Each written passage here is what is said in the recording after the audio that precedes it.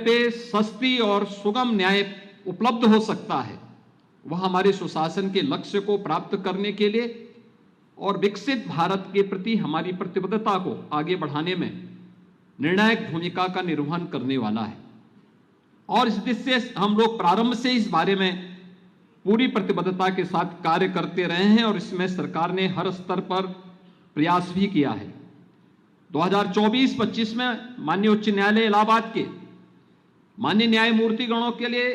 प्रयागराज में आवास के निर्माण के लिए 62 करोड़ 41 लाख रुपए की हम लोगों ने प्रशासनिक और वित्तीय सहायता स्वीकृति दी है।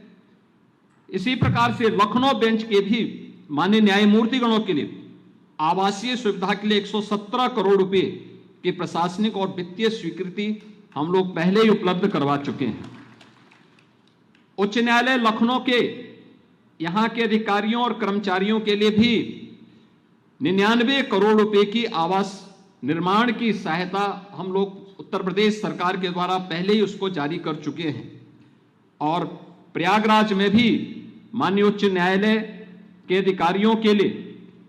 896 आवास भवनों के निर्माण के लिए भी हम लोगों ने प्रदेश सरकार की ओर से एक सैद्धांतिक स्वीकृति पहले ही जारी कर दी है। वादकारी खंड के निर्माण के लिए 112 करोड़ 6 लाख रुपए, इसके प्रस्ताव को भी हम लोग सैद्धांतिक रूप से आगे बढ़ा चुके हैं। और प्रयागराज में उच्च न्यायालय इलाहाबाद के हेरिटेज भवन के रखरखाव के लिए भी 44 करोड़ 91 लाख रुपए की प्रशासनिक और वित्तीय स्वीकृति राज्य सरकार पहले ही जारी कर चुकी है, जिसके बारे में भी हमारे मुख्य न्यायाधीश महोदय ने ध्यानाकर्षित किया है। न्यायालय के इंफ्रास्ट्रक्चर के बारे में, इंटीग्रेटेड कोर्ट कॉम्प्लेक्स के बारे में,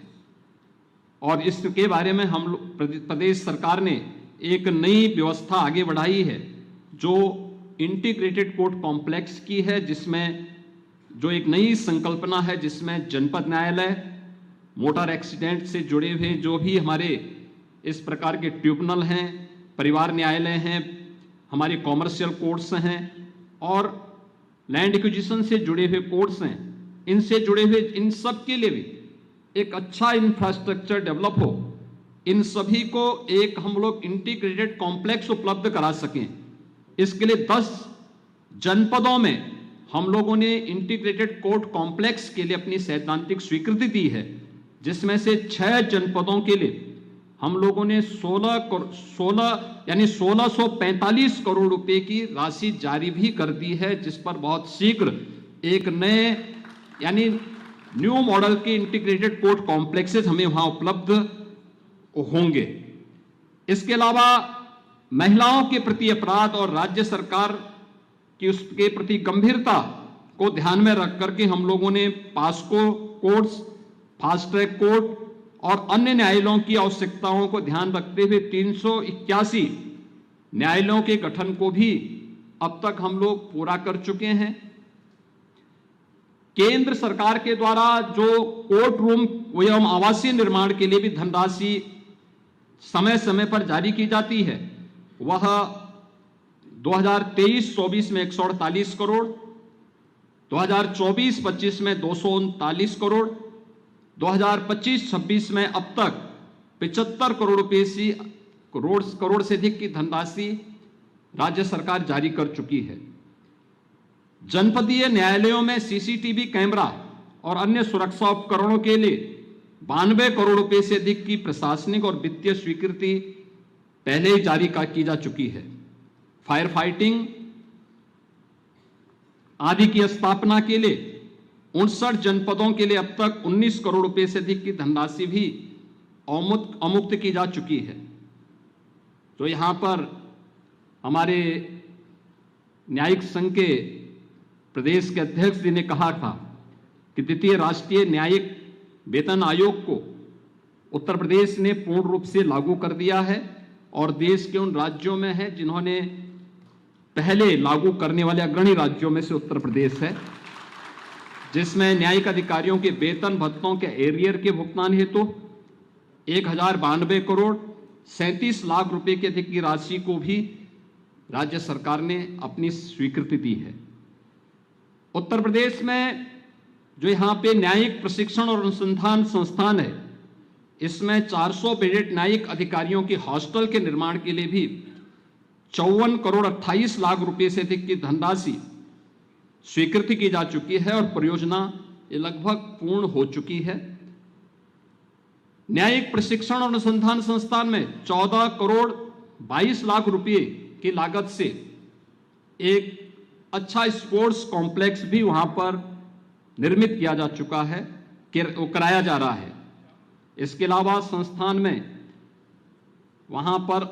अत्याधुनिक लेक्चरर हॉल, प्रशासनिक भवन, प्रशिक्षण ब्लॉक और कंप्यूटर लैब के लिए भी 8 करोड़ 77 लाख रुपए स्वीकृति किए गए हैं। ऑडिटोरियम के लिए 2 करोड़ 36 लाख रुपए और संस्थान परिसर के लिए, उस पूरे परिसर के अधिकारियों के आवास की सुविधा, उनकी मरम्मत आदि के लिए भी 1 करोड़ 68 लाख रुपए की धनराशि स्वीकृत की जा चुकी है। प्रदेश के अंदर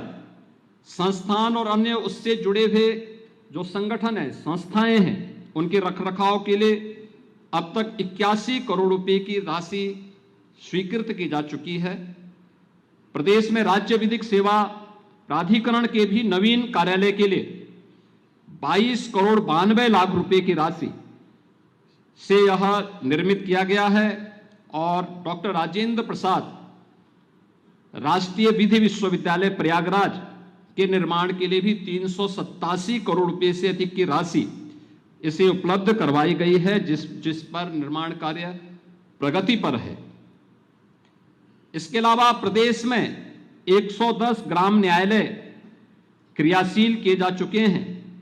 और अन्य जगह जहां से भी हमें प्रस्ताव प्राप्त हो रहे हैं उसे प्राथमिकता के आधार पर आगे बढ़ाने की कार्रवाई प्रारंभ की गई है। आने वाले समय में प्रदेश के अंदर न्यायालयों में हम लोग आधुनिक तकनीक का उपयोग कर सकें, वाद प्रबंधन से संबंधित डाटाबेस विश्लेषण और एआई का उपयोग भी हमारे न्यायालयों में हो सके, न्यायिक व्यवस्था के कार्यों को उससे हम और उन्नत बना सकें। राज्य सरकार इसके लिए पूरी प्रतिबद्धता के साथ कार्य को आगे बढ़ाने के लिए प्रतिबद्ध है। न्यायिक व्यवस्था में डिजिटल बुनियादी ढांचे के निर्माण के साथ ही interoperable criminal justice system के अंतर्गत e courts, e policing, e prison, e prosecution और ई फॉरेंसिक के इंटीग्रेशन के लिए भी प्रदेश सरकार पूरी प्रतिबद्धता के साथ कार्य कर रही है। प्रदेश के अंदर लिटिगेशन टाइम को कम किया जा सके, इस दिशा में राज्य सरकार पूरी मजबूती के साथ न्यायपालिका के साथ मिलकर के हर प्रकार का सहयोग करने को तैयार है। मेरे सामने न्यायिक अधिकारियों से जुड़े हुए कुछ समस्याओं को भी उत्तर प्रदेश न्यायिक सेवा संघ ने यहाँ पर अपनी बातें रखी थी और स्वाभाविक रूप से उसमें से बहुत सारी बातें ऐसे लग रही थी जैसे कि ये बहुत पहले होना चाहिए था। 2018 में हम लोगों ने उत्तर प्रदेश के न्यायिक अधिकारियों के लिए जो उनका कल्याण कोष था, उसका एक कॉर्पस फंड हम लोगों ने उस समय तैयार किया था 10 करोड़ का। स्वाभाविक रूप से समय के साथ हम आगे बढ़ेंगे, सुरक्षा और हर प्रकार से उन्हें न्यायिक सेवा संघ के माध्यम से भी सहयोग किया जा सके, इसके लिए हम प्रदेश सरकार की तरफ से 50 करोड़ रुपए के कॉर्पस फंड उत्तर प्रदेश न्यायिक सेवा संघ को उपलब्ध करवाने की यहाँ पर आज मैं बड़ी विनम्रता के साथ घोषणा करता हूँ। इसके साथ ही प्रदेश के अंदर जनपद न्यायालयों में जो न्यायालय के अंदर जो इतनी पेंडिंग्स हैं, 1 करोड़ 15 लाख से अधिक मामले अभी भी लंबित पड़े हुए हैं। यद्यपि एक वर्ष में जितने मामलों का डिस्पोजल हुआ है वह एक काफ़ी अच्छी संख्या है, बड़ी संख्या है। एवरेज दिखता है कि एक न्यायिक अधिकारी एक दिन में, जो हमारे न्यायिक सेवा संघ के अधिकारी बोल रहे थे, तो उसमें एवरेज ऐसे आ रहा था कि अगर उनकी छुट्टियों को भी हम काट दें, माने छुट्टी के दिन भी काम कर रहे हैं, तो भी 10 मामलों का उन्होंने डिस्पोजल किया है एक दिन में, एक अधिकारी ने। न्यायिक अधिकारी सेवा संघ के द्वारा जो यहां पर जनपदीय न्यायालयों में जो डिपोजिशन राइटर के बारे में मांग की गई है, ये संख्या काफी बड़ी है, लेकिन हम लोग इन्हें आउटसोर्स से इसमें सैद्धांतिक सहमति दे रहे हैं। इस बारे में